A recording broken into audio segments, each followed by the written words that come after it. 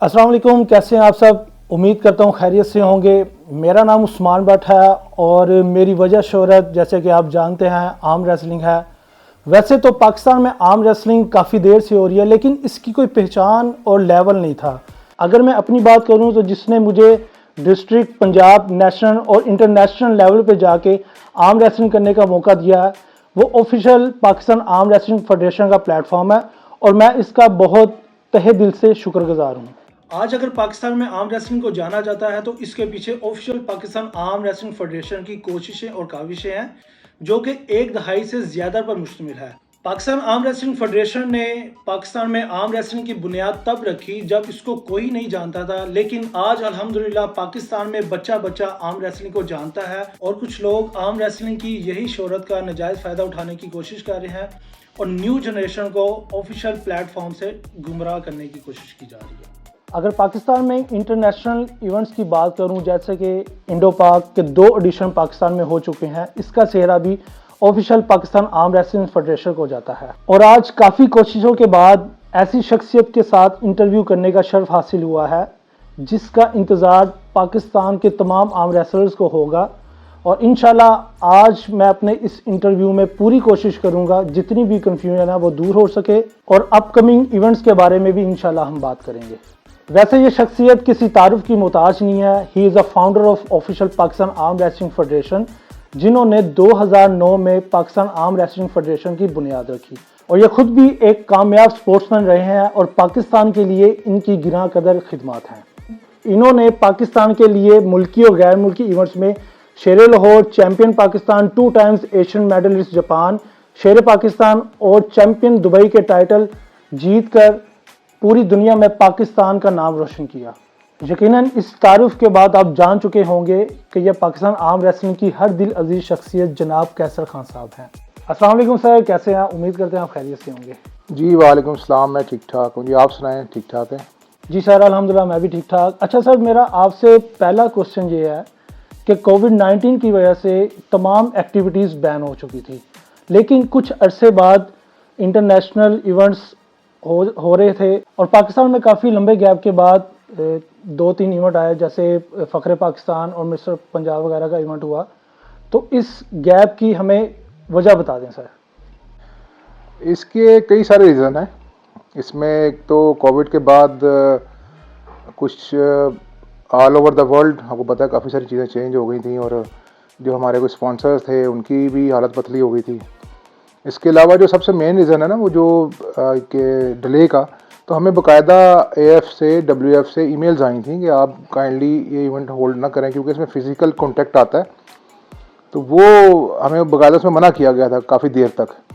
लेकिन जब international events organise हुए, जब हमने लोकल लेवल पे स्टार्ट करने की कोशिश की, तो शायद आपको उस वक्त हमारा जो तरीकाकार ये होता है कि हम हमेशा अपनी लोकल बॉडी से इसका इजाज़तनामा लेते हैं, क्योंकि हम इसको सिक्योरिटी के लिए भी बोलते हैं। वो सिक्योरिटी आए या ना आए वो बात की बात है, लेकिन हम एक प्रोसीजर होता है उसको हम फॉलो करते हैं।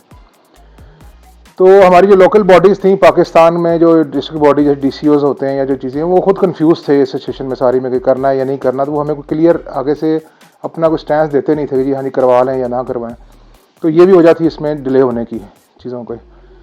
लेकिन अभी अल्हम्दुलिल्लाह दोबारा से सारा कुछ ऑन ट्रैक है। तो ये सारा स्टार्ट हो चुका हुआ है और सारा जितना भी इसका हमारा कैलेंडर ईयर है उसमें तमाम इवेंट्स अपने अपने टाइम पे इंशाल्लाह होंगे। दूसरा क्वेश्चन ये है कि recently Pakistan arm wrestling federation ने बैन लगाया है, जो कि पाकिस्तान का हॉट टॉपिक है, जिसकी वजह से यंगस्टर भी कंफ्यूज है कि उन्होंने पाकिस्तान आर्म रेसलिंग फेडरेशन के अलावा कौन सा ऐसा इवेंट खेलना जिस पे उन पे बैन ना लग सके, क्योंकि हर क्लब और लीग अपने तौर पर आर्म रेसलिंग की प्रमोशन कर रही है। इस चीज़ को भी डिफाइन कर दें ताकि प्लेयर्स, क्लब और लीग ऑर्गेनाइजर को पता चल जाए कि राइट ट्रैक क्या है। जहाँ तक बैन की बात है, ban Pakistan arm wrestling federation ने मेरा ख्याल है कि 11, 12, 13 सालों में पहली दफ़ा इम्प्लीमेंट किया है। पहले बेशक हम थोड़ा बहुत कहते ज़रूर रहे हैं, लेकिन कुछ चीज़ें कभी कभी नागज़ीर हो जाती हैं करनी। और ये भी अगर देखा जाए तो ये प्लेयर्स के बेनिफिट के लिए होता है, या उसमें फेडरेशन का अपना कुछ चीज़ें नहीं है। सिर्फ अब किसी और पे हमने बैन क्यों नहीं लगाए, या पहले क्यों बैन नहीं लगाया, इसका क्वेश्चन आपको खुद से करना चाहिए कि पहले भी तो हो रही थी ना आर्म रेसलिंग, हर बंदा अपनी अपनी तौर पे करवा रहा था, कोई लीग करवा रहा है, कोई इवेंट करवा रहा है, कोई कुछ भी करवा रहा है। तो फेडरेशन ने कभी भी उनको इस चीज़ में मना नहीं किया, ना ही उनको ये कहा है जी कि आप हमारे अंडर आएँ। जो एक वो कॉन्सेप्ट फैलाया जा रहा है जी कि फेडरेशन कहती है जी आप हमारे अंडर आगे करें, ऐसा भी कुछ नहीं है। हमें किसी को अपने अंडर ऑस्पिशियस लेने की ज़रूरत नहीं है, ये उनकी रिस्पेक्ट गेन होगी इस चीज़ से। तो हम नहीं किसी को कहते जी कि आप इसके हमारे अंडर आएंगे तो भी आप काम करेंगे, ऐसा कुछ नहीं है। जब तक आप कन्फ्लिक्ट नहीं करते, किसी की डोमेन को डिस्टर्ब नहीं करते, तब तक फेडरेशन को किसी चीज़ से कोई इशू नहीं है। फॉर एग्जांपल, अगर आप प्रोविंशियल लेवल का इवेंट करवाते हैं, उसमें अगर आप सेम नाम यूज़ कर रहे हैं, सेम नेम टाइटल यूज़ कर रहे हैं, तो आप खुद बताइए, अगर आपके पास सर्टिफिकेट है कि आपने पंजाब चैम्पियनशिप के अंदर आपने ये मेडल जीता, और वहीं पे कोई और भी उठ के तो एक नॉन ऑफिशियल एक इवेंट करवाता है और नेम प्रोविंशियल को यूज़ करता है, तो आप दोनों में आपस में कन्फ्लिक्ट आ जाएगा कि जी वो रियल है या वो रियल है। तो कुछ चीज़ें ऐसी होती हैं कि जो उनकी डायरेक्शन अलग रहना ज़रूरी होती है। कोई भी इवेंट करवाए, अपने टाइटल करवाते हैं या कुछ भी चीज़ें करवाती हैं, हमें फेडरेशन को उससे कोई मसला नहीं है, ना कभी हुआ है ना कभी होगा। फिर इसी चीज़ को हम देखते हुए आगे भी हमने एक चीज़ आपके चैनल की तरफ से बता देते हैं कि अभी आगे नेशनल आ रही है इंशाल्लाह ताला, ठीक है, बड़े अच्छे लेवल पे होगी इंशाल्लाह, और उसके लिए हमने तमाम बैन जितने भी लगाए थे सब रिलीज़ कर दिए हैं। एवरीवन वेलकम, हर कोई आए। और ये भी एक मैसेज है फेडरेशन की तरफ से कि हमें किसी के इवेंट करवाने से कोई प्रॉब्लम नहीं है, वो करवाएं। सिर्फ कन्फ्लिक्ट जो डोमेन में आके किसी के आके आपने वो करना है वो ना करें, क्योंकि ये इंटरनेशनल रूल्स हैं। कुछ चीज़ें ऐसी हैं जो नेशनल फेडरेशन ही करवा सकती है और उसी को ही सर्टिफाइड किया जाता है और वही मानी जाती हैं। तो उस डोमेन के अंदर आप आके तो डिस्टर्ब ना करें। अपने तौर पे आप हज़ारों इवेंट करवाएं, जो मर्जी करें, हमें उससे कोई मसला नहीं है, फेडरेशन को कोई इशू नहीं है उससे, ठीक है। और ये बैन इसीलिए लगाया गया था। और रही आने वाली बात, तो टिल देन जो मैंने आपको भी क्लियर किया, अगर वो ऐसी चीज़ नहीं होती तो हमें बैन लगाने की कोई ज़रूरत नहीं है। यानी कोई ऐसा प्रॉब्लम आती है, वो कोई लोग इस चीज़ को नहीं समझ पाते हैं या इस गाइडलाइन को नहीं समझ रहे हैं, तो फिर भी फेडरेशन को बैन लगाना पड़ेगा। तो प्लेयर्स जो हैं, जो भी नए प्लेयर्स हैं या जो अभी ऑलरेडी हैं, वो सिर्फ इस चीज़ को देखें कि अगर लगाया गया है तो उसके पीछे रीज़न क्या है, क्यों लगाया जा रहा है और हम क्या कह रहे हैं इसके पीछे। यानी टास्क क्या है हमारा, टास्क सिर्फ यही है कि प्लेयर्स को पता चले कि ऑफिशियल प्लेटफॉर्म क्या चीज़ है, दूसरी चीज़ें को जो इवेंट हो रहे हैं वो क्या चीज़ें हैं, वो प्रमोशन के लिए इवेंट्स हैं, वो उसमें ठीक है। हम ना किसी को मना करते हैं जी कि आप किसी के इवेंट में जाके खेलें या ना खेलें, हम मना नहीं करते। हर कोई जाए खेले, उसका उतना ही एक्सपीरियंस गेन होगा, ठीक है, टिल देन के वो आर्म रेसलिंग ही हो रही हो वहाँ पे, तो वो उसके लिए बेहतर है, हमें उससे कोई इशू नहीं है। लेकिन सिर्फ कन्फ्लिक्ट जहाँ पे आया वहाँ पे वो अगर फ्यूचर में भी अगर ऐसी चीज़ होगी तो फिर बैन दोबारा लगेंगे। अगर नहीं होते हैं तो अभी तक हमने सब कुछ अपनी तरफ से एक गेस्चर हम दे चुके हैं फेडरेशन का, एक पेरेंट के तौर पे, कि फेडरेशन जो है वो कभी भी किसी का नुकसान नहीं चाहती, किसी भी प्लेयर का स्पेशली, ठीक है। अगर एक आधे इवेंट में हमने बैन किया है तो वो सिर्फ इसलिए किया है कि उनको सबको एक डायरेक्शन समझ आ जाए कि आपने कहाँ फॉलो करना है। हम एक डिस्ट्रिक्ट लेवल से लेके इंटरनेशनल लेवल तक प्लेटफॉर्म दे रहे हैं। कोई भी प्लेयर आके अपने आप को अपने स्टेप बाय स्टेप चलता हुआ वर्ल्ड लेवल तक जा सकता है। आप उसकी एक एग्जांपल हैं। एशिया और वर्ल्ड चैंपियनशिप खेलने का तरीका बता दें। मेरा आपसे सवाल करने का मकसद ये है क्योंकि कम्युनिटी में कुछ ऐसे लोग हैं जिनका ये माइंडसेट है कि आप पैसे इकट्ठे करें और इंडिविजुअली एशिया और वर्ल्ड आर्म रेसलिंग चैंपियनशिप में जाके शिरकत कर लें, जिसकी वजह से कम्युनिटी मिसगाइड हो रही है। प्लीज़ इसके बारे में कुछ बता दें। जी ऐसा बिल्कुल नहीं है, आप तो जानते हैं इस चीज़ को। और वैसे भी पाकिस्तान के जो प्रो प्लेयर्स हैं, जो सीनियर प्लेयर्स हैं, वो सब जानते हैं इस चीज़ को। वो सारे वेल नोन हैं, वो वेल इन्फॉर्म्ड हैं, उन्हें सब पता है कि जी कैसे क्या इसका प्रोसेस होता है। लेकिन कन्फ्यूजन दूर करने के लिए मैं आपको सिर्फ इतनी चीज़ बता देता हूँ कि एशियन आर्म रेसलिंग फेडरेशन, यानी जो अब Asian arm wrestling championship announce करती है या वर्ल्ड आर्म रेसलिंग चैम्पियनशिप जब अनाउंस होती है, तो उस वक्त जो भी WF के मेंबर्स कंट्रीज़ हैं, उनके जो डेजिग्नेशंस हैं पाकिस्तान लेवल के, जहाँ नेशनल लेवल के, उनको एक लॉगिन और कोड दिया जाता है। तो फॉर एग्जांपल पाकिस्तान की बात करता हूँ, तो पाकिस्तान की तरफ से अगर कोई भी प्लेयर उस प्लेटफॉर्म पे जाएगा तो वो फेडरेशन का जो भी वो अहदेदार है, वो वहाँ पे नाम उसमें लॉगिन करके पासवर्ड के जरिए जाके उसको राइट करेगा, लिखेगा वहाँ पे, तो वो वहाँ पे प्रेजेंट हो सकता है। अदरवाइज इसके अलावा कोई और तरीकाकार नहीं है। ठीक हो गया? यानी आपको क्लियर कर देता हूँ कि कोई भी पाकिस्तान का प्लेयर जब भी एशियन फेडरेशन या वर्ल्ड आर्म रेसलिंग फेडरेशन के इवेंट में जाएगा, वर्ल्ड चैंपियनशिप या एशियन चैंपियनशिप के अंदर जाएगा, तो वो without Pakistan arm wrestling federation के इजाज़त के बगैर नहीं जा सकता। ठीक है? अब इसमें जाने का जो आप तरीकाकार पूछ रहे हैं वो ये है कि फॉर एग्जांपल कोई नेशनल लेवल का इवेंट होता है या नेशनल होती है, या उसके लिए ट्रायल्स भी सिलेक्ट किए जा सकते हैं, ट्रायल्स करवाए जा सकते हैं।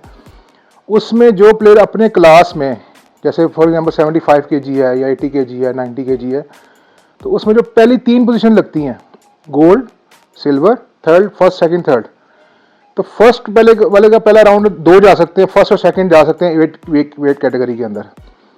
अगर वो नहीं जाते तो थर्ड जा सकता है, वो नहीं जाता तो फोर्थ तक जा सकता है। ठीक है? यानी उसमें सिलेक्शन इस तरह से होती है। वो भी जब आप वो नाम जो भी प्रोविंस का होता है या जो सिलेक्शन कमेटी का होता है, वो फिर जब जाता है नेशनल फेडरेशन के पास, वो नेशनल फेडरेशन उनका नाम पुट करती है उस ऑनलाइन पोर्टल के अंदर। डायरेक्ट वहाँ पे किसी किस्म की रजिस्ट्रेशन नहीं होती है। वर्ल्ड चैंपियनशिप आप जाएंगे, जैसे आप गए हैं, आपने देखा है, वहाँ पे रजिस्ट्रेशन नहीं हो रही होती है। वहाँ पे एक डेट तकरीबन 1 माह पहले तक की होती है। उस वक्त तक जो ऑनलाइन फेडरेशन सब वहाँ पे सबमिट कर दिया जाता है नाम जिन्होंने, वो प्लेयर वहाँ पे जाकर पार्टिसिपेट करते हैं। ये इसका पूरा तरीकाकार मैंने आपको इसलिए बता दिया ताकि कन्फ्यूजन आपकी दूर हो जाए। ऐसे नहीं हो सकता कि कोई भी पैसे पकड़े और चला जाए, ऐसा नहीं है पॉसिबल। इवन वो कोई वहाँ पे डायरेक्ट चला भी जाए तो वो उसको अकोमोडेट नहीं करेंगे, क्योंकि नाम ही उसका सिस्टम के अंदर, वो सॉफ्टवेयर के नाम ही नहीं आया होगा, पोर्टल में नाम ही नहीं होगा। तो ये जो इसका प्रॉपर तरीकाकार है किसी भी फेडरेशन का, जो भी स्पोर्ट्स की फेडरेशन है, उसमें यही होता है कि आप उसमें पार्टिसिपेट करें, उसमें सेलेक्ट हों, जीतें। और अगर फेडरेशन के पास उतना सिस्टम है कि वो अकोमोडेट कर सकता है प्लेयर्स को, इतने फंड्स हैं, तो वो उनको अकोमोडेट करते हैं, भेजते हैं उन प्लेयर्स को जो जिनका वो है। उसके बाद फिर ऑप्शन आ जाती हैं। जैसे पाकिस्तान में एक ट्रेंड है कि माशाल्लाह से जो फेडरेशन हैं जिनके फंड लगे भी हुए हैं, हमारे तो खैर लगे ही नहीं हुए, जिनके लगे भी हुए हैं उनके पास भी इतने फंड नहीं होते कि वो अपने प्लेयर्स को बाहर उनको भेज सकें या उनको अकोमोडेट कर सकें। तो फिर वो इसी तरह ही होता है कि प्लेयर्स अपनी मदद आपके तहत स्पॉन्सर लेते हैं या फिर खुद से खर्चा करते हैं। और वो, लेकिन उसके लिए पहले ये शर्त यही होती है कि वो वहाँ से बाकायदा जीत के अपना उसमें सेलेक्ट होते हैं, देन अगला प्रोसेस स्टार्ट होता है। मेरा आपसे अगला क्वेश्चन ये है कि अगर पाकिस्तान में आर्म रेसलिंग के इवेंट्स के बारे में बात की जाए, काफ़ी लोगों का गिला है कि आर्म रेसलिंग के इवेंट्स ज़्यादातर पंजाब और ख़ास तौर पे लाहौर में मुनक्किद हुए हैं, तो इसके बारे में आप क्या कहना चाहेंगे, क्योंकि बाकी सूबों के प्लेयर्स को ये अपॉर्चुनिटी नहीं मिल सकी? जी बिल्कुल, आपकी बात ये काफ़ी हद तक ठीक है। या आप ये भी कह सकते हैं कि बाकी सूबों में अगर कोई इवेंट्स हुए हैं तो वो इस तरह से हाईलाइट नहीं हुए जिस तरह से पंजाब या लाहौर में या दूसरे सिटीज़ में होते हैं पंजाब के। और इस पे भी हम काम कर रहे हैं और इस पे हमने थोड़ा सा फोकस थोड़ा बढ़ा दिया है, और अपनी हमारी जितनी भी एफिलिएटेड फेडरेशन एसोसिएशन हैं उनको हमने लिख दिया है कि आप वो इवेंट्स करवाएं बाकायदा तौर पे, और उसको पूरा हाईलाइट भी करें, उससे पहले इन्फॉर्म करें। जब भी अब जैसे नेशनल होगी तो तमाम जितने भी सूबे हैं उन सब सूबों के अंदर इसकी पहले चैम्पियनशिप्स होंगी, और इसको हम इंशाअल्लाह ताला मेक श्योर करेंगे कि ये किसी अच्छी पब्लिक स्पेस पे जहाँ पे सब प्लेयर्स को मिले चांस, क्योंकि हमें काफ़ी सारे लेटर्स आते हैं, बहुत ज़्यादा तादाद में मैसेजेस आते हैं ऑनलाइन कि बहुत सारे प्लेयर्स विलिंग हैं अराउंड द पाकिस्तान मुख्तलिफ प्रोविंस के अंदर। तो इंशाल्लाह हम इसको मेक श्योर करेंगे, और हमारी कोशिश ये है कि इस दफ़ा जो अगर हालात ने साथ दिया इंशाल्लाह तो नेशनल को हम पंजाब से बाहर लेके जाएंगे, आइदर कराची, हैदराबाद या फिर इस्लामाबाद, इसको, ताकि ये भी जो चीज़ है इसको भी ये वहाँ पे उस मौके पे होंगे तो उस जो लोकल वहाँ पे हम रेसलर्स हैं उनको इसका काफ़ी बेनिफिट होगा। अच्छा, मेरा नेक्स्ट क्वेश्चन आपसे ये है कि जितने भी एक्स टाइटल होल्डर है वो लाइक फ़ख्रे पाकिस्तान, जब आगे फ़ख्रे पाकिस्तान का टाइटल होता है वो किसी टाइटल में कम्पीट नहीं कर सकते, तो इसके बारे में आपकी क्या स्ट्रैटेजी है, इसके बारे में कुछ बता दें। आपका मतलब है कि जी जो प्लेयर्स फ़ख्रे पाकिस्तान हुए हैं पिछले 10 सालों में उनको आगे मौका नहीं मिल रहा कि दोबारा से टाइटल फाइट लड़ें फ़ख्रे पाकिस्तान के लिए, ये मतलब है आपका? अच्छा, हमारा जो फ़ख्रे पाकिस्तान का जो थीम है ना, आप तो अगर इसको देखें तो ये हमने इस इवेंट को हमने स्पेशली रखा इसलिए था, इसमें हमने कोई किसी किस्म की बाउंडिंग नहीं लगाई थी कि कोई डिस्ट्रिक्ट से पहले जीत के आए या अपने प्रोविंस से जीत के आए। इसलिए एक वाहिद हमारा इवेंट है जिसमें हमने रखा है कि आप पाकिस्तान से किसी भी शहर से उठ के आके आप इस इवेंट के अंदर हिस्सा ले सकते हैं डायरेक्टली। कोई भी स्ट्रीट प्लेयर आके तो नेशनल लेवल प्लेयर के साथ अपना वो बाउट खेल सकता है। ये थीम इस इवेंट का, ये फ़ख्र पाकिस्तान इसका ये था। लेकिन जब हमने इसको बुनियाद रखी थी तो हमारे एक माइंड में ये सेट ज़रूर था, माइंड सेट ये हमने बना रखा था कि जब इंशाल्लाह ताला 10 इसके एडिशन कंप्लीट हो जाएंगे तो वो जो 10 फ़ख्र पाकिस्तान है उनके दरमियान में एक फ़ाइट करवाएंगे जिसका इनाम भी इंशाल्लाह काफ़ी हैंडसम होगा। तो वो उसको हम कोई टाइटल देखेंगे कि हमने उसके लिए क्या सजेस्ट करना है, कोई टाइटल दे के। तो इंशाल्लाह ताला अभी जो नेक्स्ट होगा वो हमारा प्रोग्राम यही है कि उसको हम वो जो 10 हमारे फ़ख्र पाकिस्तान हुए इंशाल्लाह ताला उनके बिटवीन ये टाइटल फाइट करवाई जाएगी। मौके का फ़ायदा उठाते हुए सर मेरा आपसे आखिरी सवाल ये है, उसके बाद मैं आपसे इजाज़त चाहूँगा। प्लीज़ ये बता दें कि फेडरेशन अपकमिंग नेशनल और इंटरनेशनल इवेंट्स अगर एक्सपेक्टेड है पाकिस्तान में तो वो बता दें।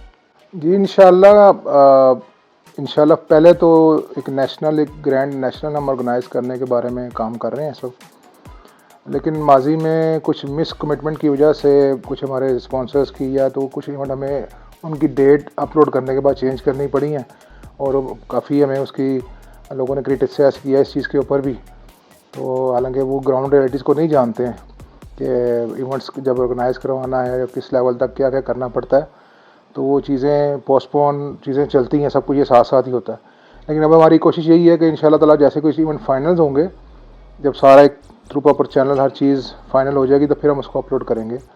तो एक्सपेक्टेड इंशाल्लाह नेशनल है अभी आपकी आगे, और थ्रू आउट जो ज़ाहिर है जब नेशनल अनाउंस हो जाएगी तो तमाम जो प्रोविंसेस हैं उसमें पंजाब, सिंध, बलूचिस्तान, KPK और जो तमाम जो डिपार्टमेंट्स हैं जो एफिलेटेड है हमारे साथ, उनमें चैम्पियनशिप भी ऑर्गेनाइज होगी to participate in national championship. और इसके अलावा इंटरनेशनल के लिए हम आपको बता देते हैं जी कि पाकिस्तान ने इस दफ़ा 43rd वर्ल्ड आर्मी चैम्पियनशिप में जो कांग्रेस मीटिंग हुई है AF की, उसमें पाकिस्तान ने बिड किया है फॉर 2024 एशियन चैम्पियनशिप इन इस्लामाबाद इंशाल्लाह। तो उसका भी जो रिस्पांस था पॉजिटिव था और अल्लाह ताला हमारे मुल्क के हालात अच्छे रखे तो इंशाल्लाह एक वो बहुत बड़ा इवेंट है जो पाकिस्तान में ऑर्गेनाइज होने जा रहा है।